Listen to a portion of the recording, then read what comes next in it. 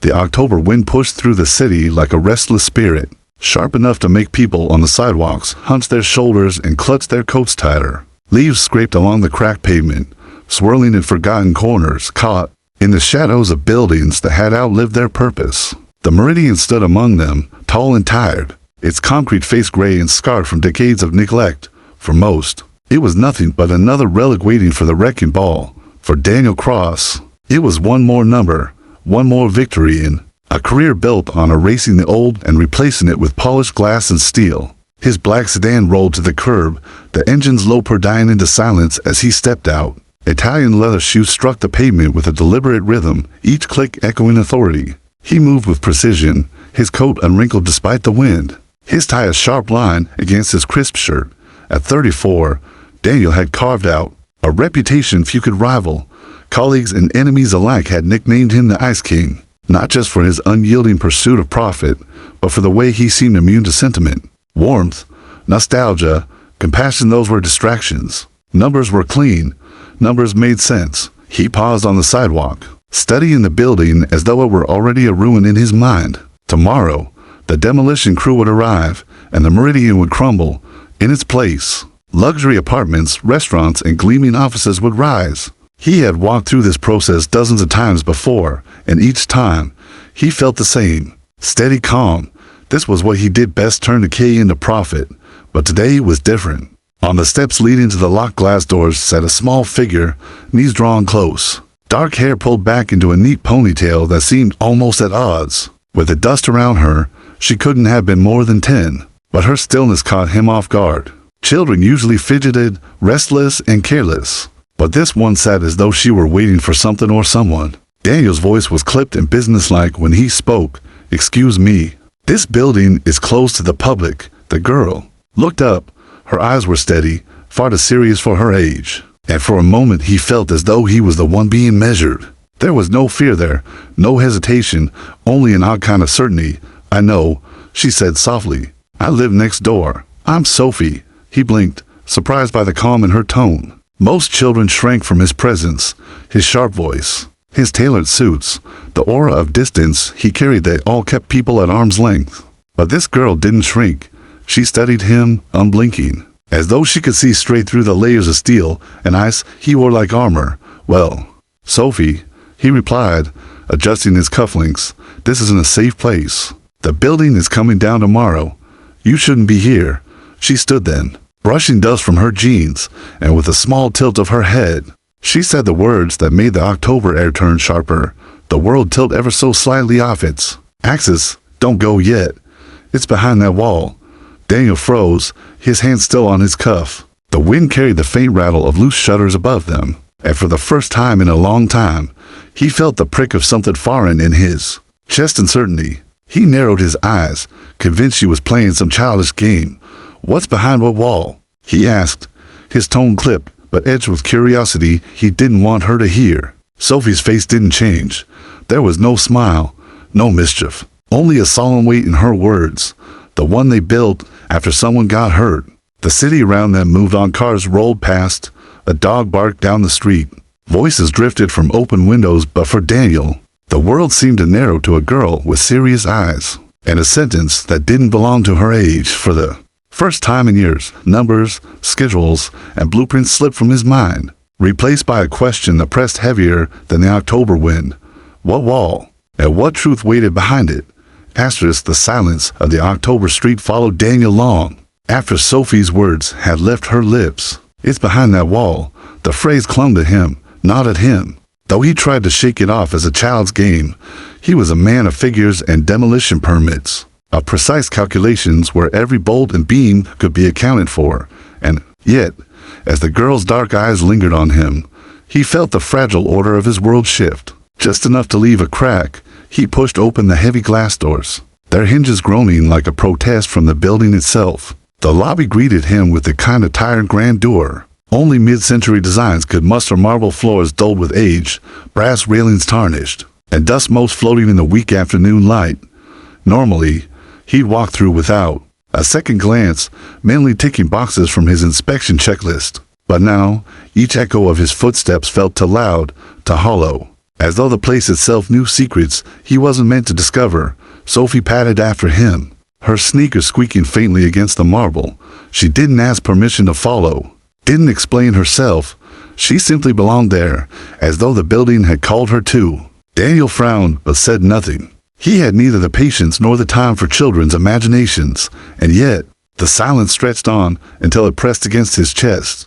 Then a voice broke it, low, steady, and weary. "She told you, didn't she?" Daniel turned. From the shadow near the security desk emerged Mr. Whitaker, the guard he'd seen in passing but never bothered to acknowledge beyond the nod of a superior to a subordinate. Whitaker was older now, silver hair close-cropped, his frame still strong but softened by the weight of years. His uniform, though pressed, carried the marks of long service, and his eyes carried something else entirely: relief, fear, a strange, heavy resignation. "She told you about the wall," Whitaker said again. It wasn't a question. Daniel straightened, smoothing his tie with deliberate precision. "There's no wall in the building reports. Every floor is accounted for. If there were unauthorized construction, it would have been flagged." But his voice lacked the conviction he intended. Whitaker's gaze flicked to Sophie, who stood silently at Daniel's side, her small hand brushing the sleeve of his coat as though reminding him she was still there. She nodded at the old guard, urging him on. Whitaker exhaled, a sound like the last sigh of a man carrying a burden along. "Third floor, east wing. Sealed up since 1998. I was here the night they did it. Concrete poured in the dark, paperwork waved under my nose that looked official, but smelled wrong. They said it was emergency structural reinforcement. Said the whole place might come down if they didn't do it." His voice dropped lower. "But they weren't fixing anything. They were hiding it." Daniel's heartbeat, normally so steady and measured, stuttered against his ribs. He forced logic into his tone. "Who authorized it?" Whitaker looked him in the eye, and Daniel, for the first time in years, saw something that made the hair on his neck rise. Truth too heavy to deny. Nobody. Not officially. That wall wasn't built for safety, Mr. Cross. It was built for silence. The words clawed at Daniel's carefully maintained calm. Silence. He knew all about it: the silence of corporate scandals buried under settlements, of communities erased with bulldozers, of people displaced without a voice. But this felt different. Tangible.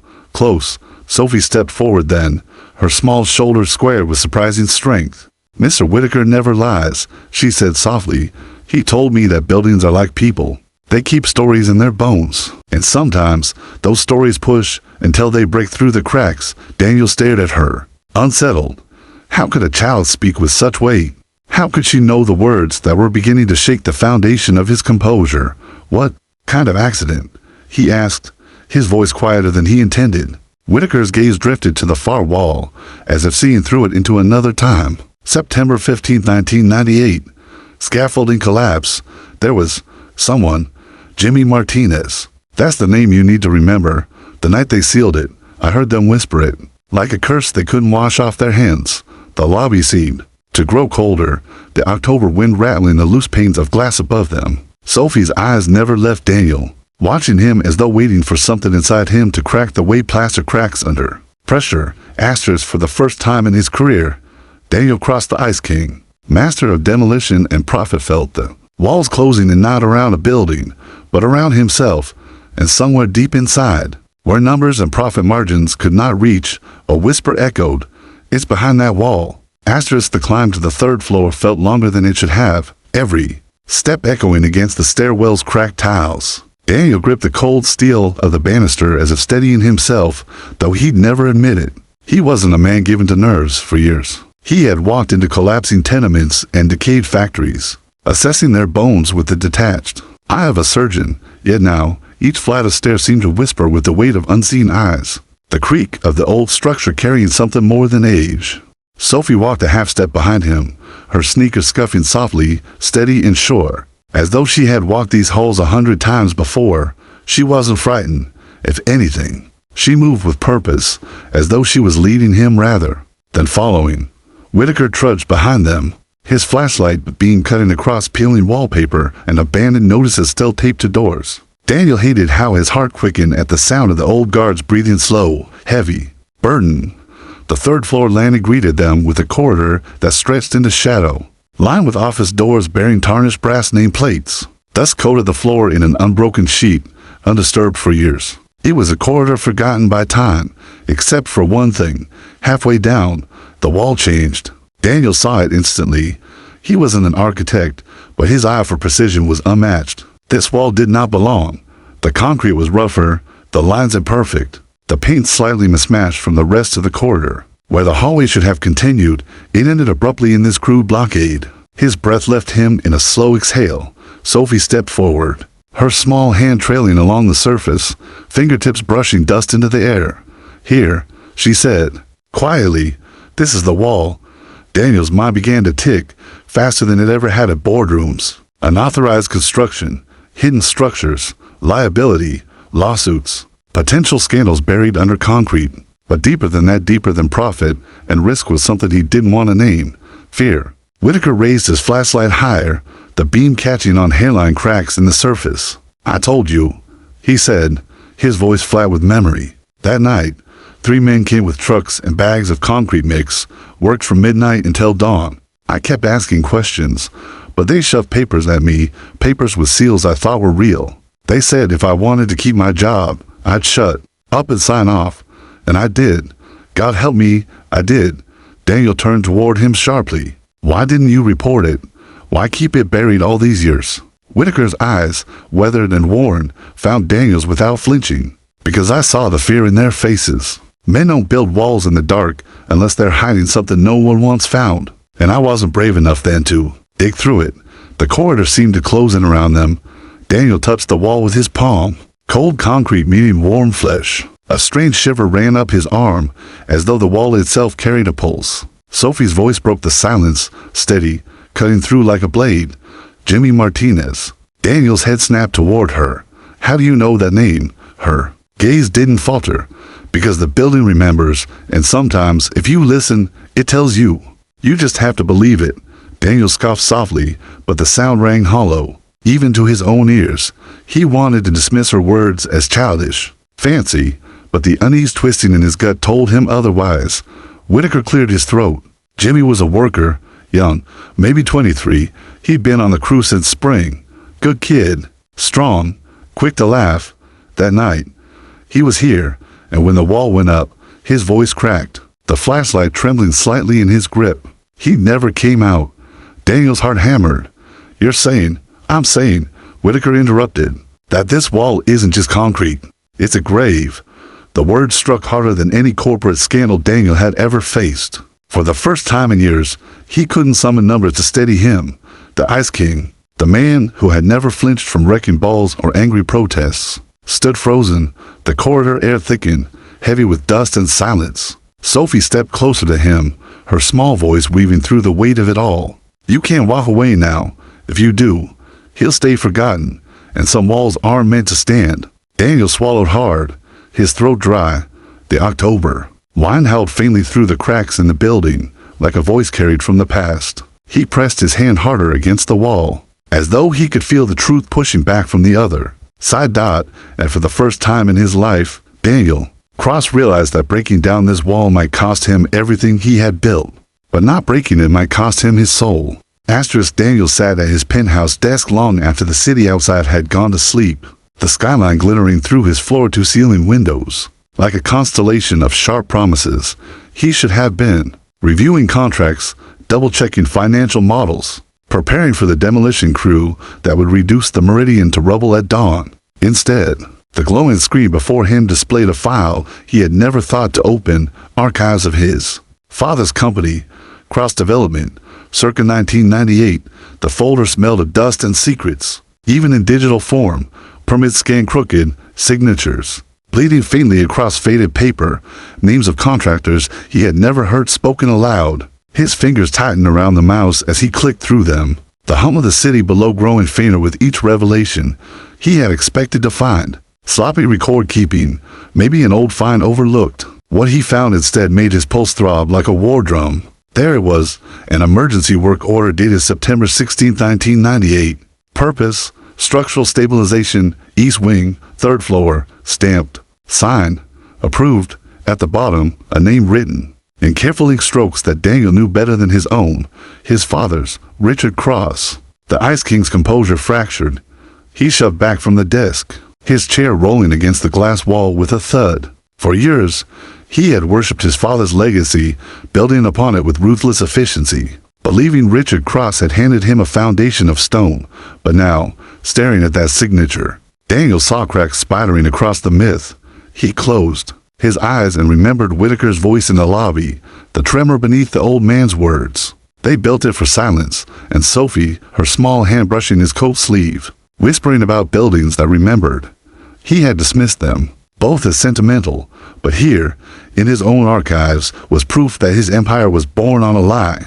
He scrolled further. Another document surfaced, this one less careful. A handwritten note attached to the work order. Containment complete.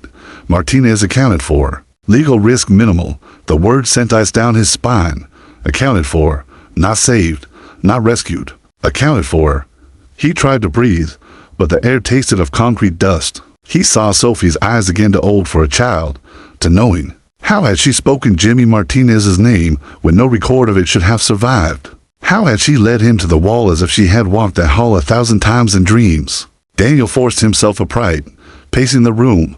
Numbers, contracts, profits, they meant nothing against the weight pressing down on him now. His father had not simply buried a scandal, he had buried a man, and Daniel had been building glass towers on top of bones. Asterisk, his phone buzzed, shattering the silence. It was a message from Whitaker. The crew is early. They'll be at the site by sunrise. If you're going to do something, it has to be now. Daniel's hand tightened around the phone until his knuckles went white. He looked back at the glowing document on his screen, at the signature that tethered him to both wealth and sin. The Ice King had the choices: protect the empire his father had left him, or break the silence his father had bought with concrete and lies.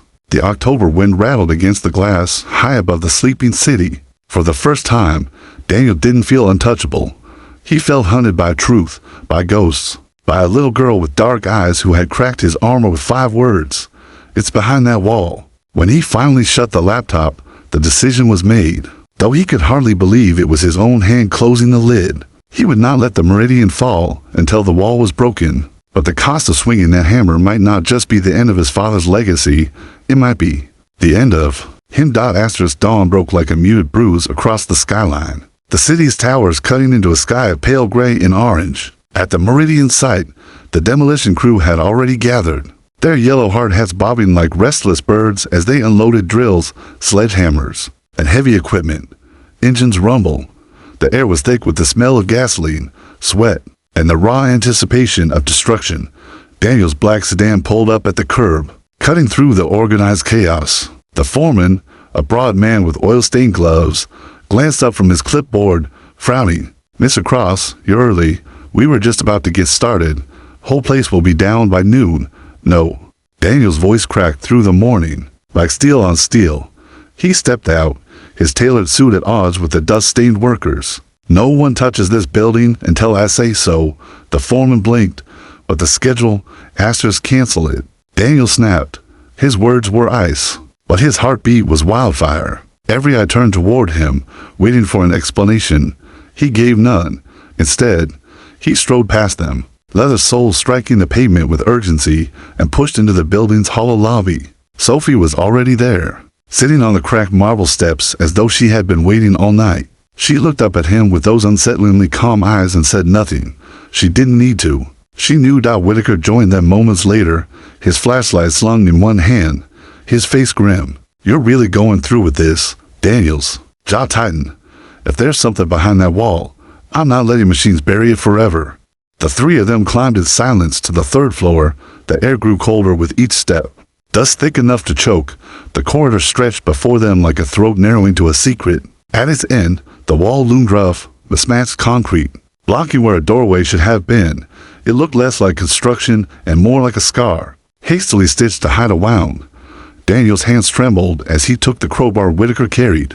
It felt foreign in his grip, a tool of labor, rather than wealth, of truth rather than profit. For a moment, he hesitated. All his life, he had ordered others to break things down. He had never swung the tool himself, but this was different. This wasn't demolition for profit. This was excavation of the past, The first strike echoed like thunder. Concrete dust sprayed, filling his throat, his lungs, stinging his eyes. He coughed, but didn't stop, strike after strike. Each swing was a war against the silence his father had built. The wall groaned under the assault, hairline cracks spreading like veins, each one revealing the possibility of what lay hidden. Sophie stood close, her small hands clenched at her sides, whispering words he could barely hear over the pounding. "Don't stop. He's waiting." The corridor seemed alive, the dust swirling like restless spirits. Whitaker held the flashlight steady, his knuckles white, his lips pressed tight as if holding back prayers. Every strike of the crowbar grew heavier, fueled not just by Daniel's strength, but by his anger at lies, at legacy, at a father who had traded human life for silence. Finally, the crowbar bit deep into a seam, and a section of the wall crumbled, stones tumbling into the floor with a sound that echoed down the deserted halls like the toll of a bell. A rush of stale air burst through the opening, the scent of rust, mildew, and something far darker spilling into the corridor. Daniel staggered back, panting, sweat trickling down his temples. His chest heaved, but he lifted the crowbar again, slamming it into the weak point until the hole widened enough to peer inside. Whitaker raised the flashlight, its beam cutting into the darkness beyond. For a moment, the light caught only dust and ruin. Then it landed on something that froze the three of them in place. A rusted scaffolding collapsed in a twisted heap. Helmets scattered across the ground, their colors dulled with age, and among them, half buried in concrete dust and decay, the pale curve of bone. Sophie's voice, soft but steady, broke the silence. "I told you. He's here." Daniel's grip faltered, the crowbar slipping from his hand to the floor with a hollow clang. The Ice King, who had faced down hostile investors, collapsing markets, and angry mobs felt his knees weaken. Behind that wall was not just ruin. Behind that wall was a grave dot, and with every crumbling stone, he knew the truth wasn't finished revealing itself. This was only the beginning. Asterisk, the beam of Whitaker's flashlight trembled as it pushed deeper through the jagged opening. Dust floated like ghosts in the stale air, settling on Daniel's suit jacket, coating Sophie's dark hair in a pale veil. The silence beyond the wall felt alive, thick, suffocating, carrying the weight of a quarter century of secrets. Daniel bent low, his shoulders scraping rough concrete as he squeezed through the gap.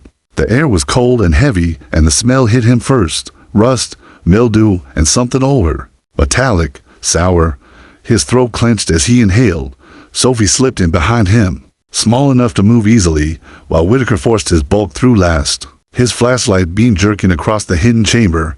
The room was larger than Daniel expected. It stretched wide enough to have once been a storage area or office wing. But now it was a mausoleum. Scaffolding twisted like broken ribs, collapsed against one wall. That metal rods jutted from concrete slabs like bones tearing through flesh. And then there were the real bones scattered, fragile, yellowed with time, their shapes unmistakable. Helmets rested nearby, one with a deep crack down the center. Another caved in as though struck. Daniel's breath came ragged. He staggered forward, kneeling beside a rusted lunchbox half buried under debris. His fingers brushed it clean, the metal cool beneath his touch. The faded letters painted on the lid sent a jolt through his chest. Jimmy Martinez. His pulse thundered in his ears. He saw Sophie kneel beside him, her eyes wide but steady, no trace of fear in her young face. She touched the box with a reverence he didn't understand, as though greeting an old friend. "This is why the building whispered," she said. "This is why I knew." Daniel's hand shook as he opened the box. Inside, wrapped in brittle wax paper, was the fossil of a meal never eaten, a half-rotted apple core, a thermos dented and rusted, and tucked in the corner, a folded photo, two children, smiling in front of a brick house, their arms wrapped around a young man with kind eyes. Written on the back in fading ink, "Jimmy with my sisters, summer 1997. Whitaker's voice broke, ragged and heavy. "God forgive me. He was supposed to leave early that day. I told him I'd cover the last shift of scaffolding checks. But he stayed because he wanted the overtime. He wanted to buy his mother a birthday gift."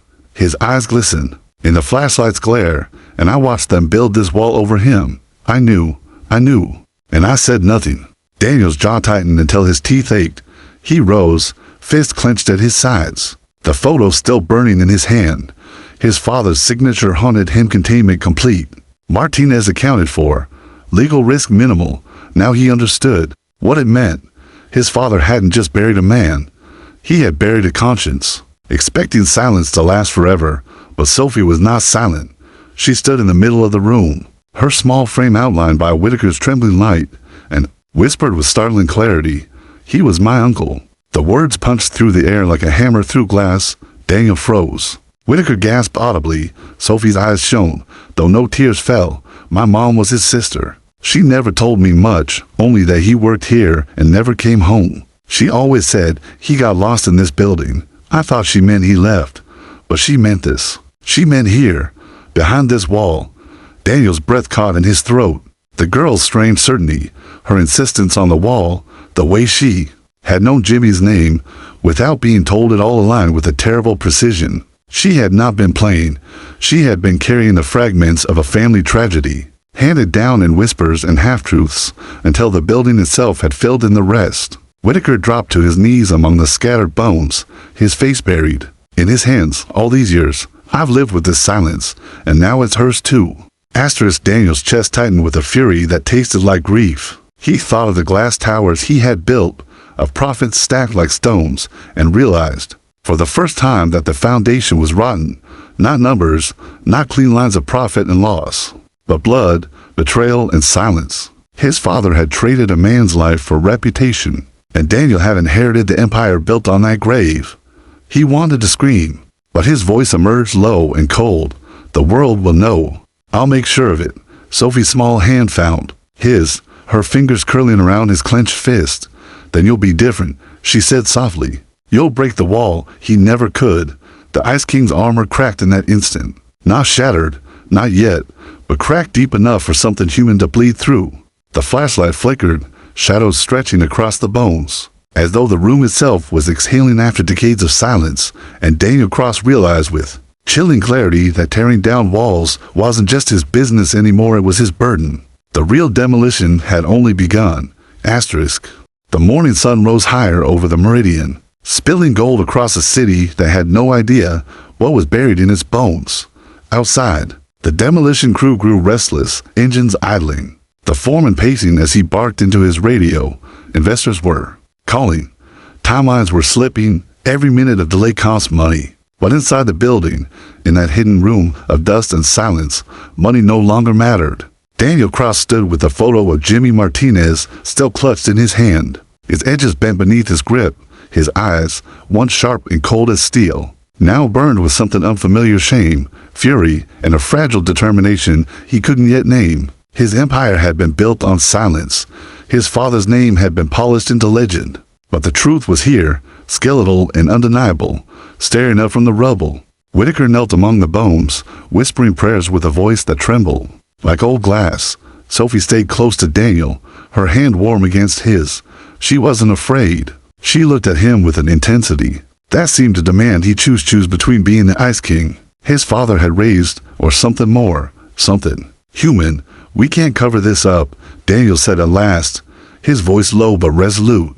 The weight of those words hung heavy, echoing against the broken scaffolding. "Not this time." Whitaker's head lifted, eyes wet with decades of guilt. "Do you know what you're saying, son? This will ruin you, your company, your reputation, your father's name."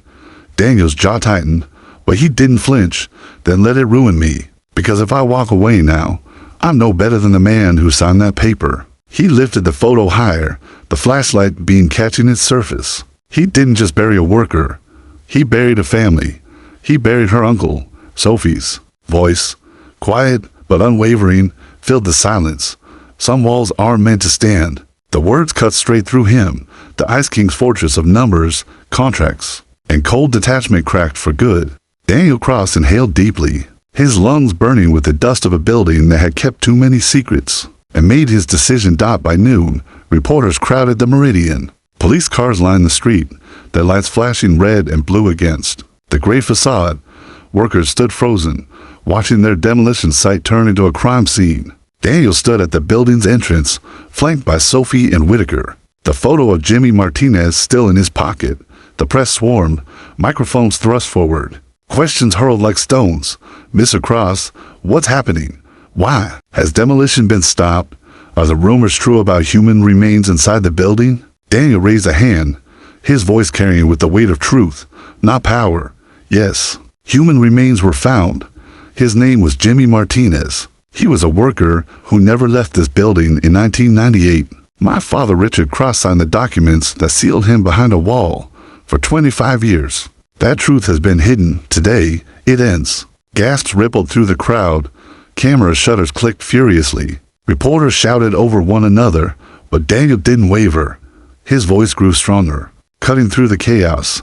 I won't allow another brick of silence to be laid. The Meridian won't be demolished until the truth is fully uncovered. There will be an investigation, every record, every signature, every lie exposed. Let the world see the cost of building profit over people. Whitaker stood straighter, relief and sorrow etched into his face. Sophie, small but unflinching, squeezed Daniel's hand.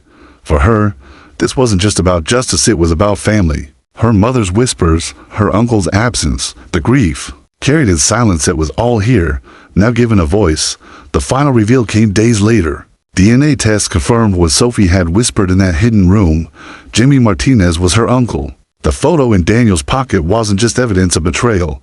It was proof of blood, proof of a story erased, but now reborn.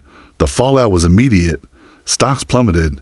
Investors fled. The cross name, once untouchable, was dragged through. Headlines soaked in scandal. But amid the ruin, something extraordinary happened. The community, long ignored and displaced, rallied around Sophie. Her innocence, her courage, became a symbol, and Daniel, once the Ice King, stood beside her, no longer hiding behind marble towers or profit margins. At the memorial erected outside the Meridian, flowers and candles surrounded a plaque engraved with Jimmy's name. Whitaker wept openly, shoulders unburdened after decades of silence. Sophie placed her hand against the plaque, whispering something only she and the building could hear. Daniel stood apart for a moment, the city's wind tugging at his coat. He thought of his father, of legacy, of the empire slipping through his fingers. And then Sophie turned to him, her small voice carrying like a bell. You broke the wall. He knelt beside her, his own voice thick. No, Sophie, you did. I just followed. For the first time in his life, Daniel Cross felt no need for armor, no hunger for profit. The Ice King was gone. What remained was a man who had chosen truth, even when it cost him everything. And as the candles flickered in the October wind, Daniel understood that some walls fall not with wrecking balls, but with 5 words from a child who refuses to be silent.